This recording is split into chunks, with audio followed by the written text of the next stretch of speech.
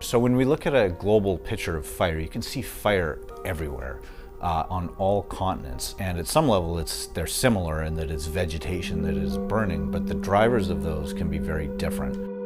In North America, for example, those fires can be started by lightning, by natural factors, by people, often accidentally. And the explosive fires there that we see on TV are driven by the variability in the weather, so high winds at the surface, for example.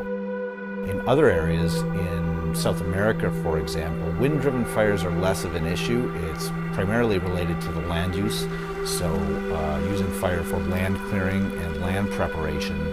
In those cases, it's getting an accurate picture of the overall dryness of that area.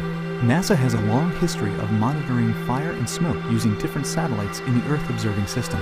Data from the Global Precipitation Measurement mission, or GPM, and other satellites and models gives us information on rainfall, temperature, and land cover, which in turn create a more complete picture of a vegetation fire starting and spreading.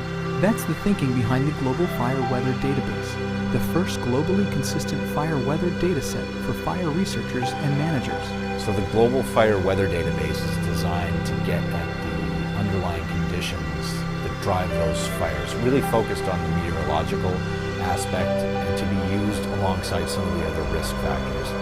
As we learn how to make use of the satellite data in driving these calculations, from GPM in particular, that can translate into actual operational products used, for example, by meteorological services in different countries for their localized fire weather products. A good example is in Indonesia, which has a very serious fire problem.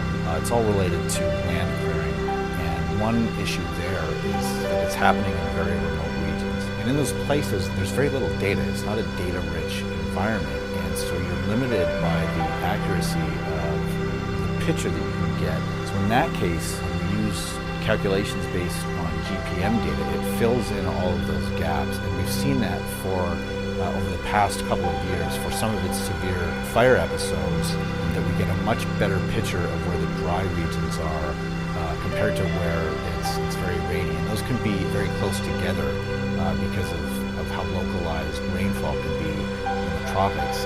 Far away from the tropics, the Global Fire Weather Database is used to assess risk in Canada.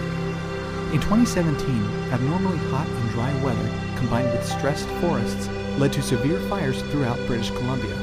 Through July and August, stretches of high fire risk in the interior led to periods of extreme fire behavior and the highest annual recorded burned area for the province. The impact from these fires isn't just on the ground. Plumes of smoke can travel and pollute the air far beyond the source. In some cases, we can see smoke plumes from northern Canada transported over the Atlantic and arriving in Europe. In the most extreme cases, when those fires are really hot, the smoke from those fires can be injected directly into the lower stratosphere. It's like a small volcano, and can persist in the lower stratosphere for months. Fire weather data based on satellites like GPM continue to help researchers understand the conditions under which those extreme fire events occur and how things may change over time.